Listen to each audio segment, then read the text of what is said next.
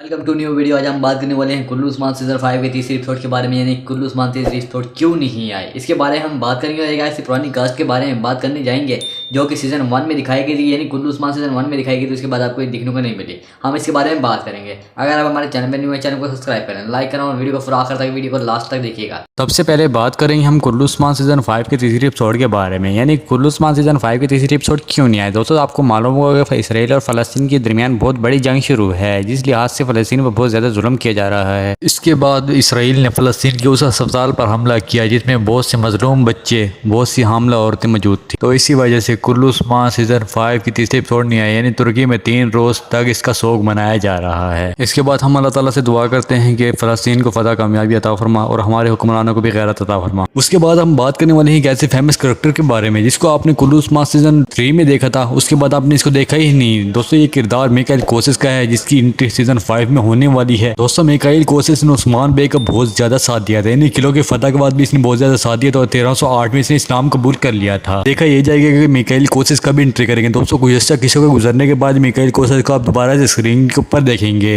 तो किन किन लोगों को मिकाइल कोसिस की एंट्री का इंतजार है वो कमेंट सेक्शन में मुझे लाजमी बता सकते हैं। तो आज की वीडियो इतनी। अगर आपको वीडियो पसंद है तो वीडियो को लाइक करके जाइए, चैनल को सब्सक्राइब कर लीजिए, बेल आइकन को लाजमी प्रेस कर लीजिए। कमेंट सेक्शन में बताइए कि हमारी वीडियो आपको कैसी लगी।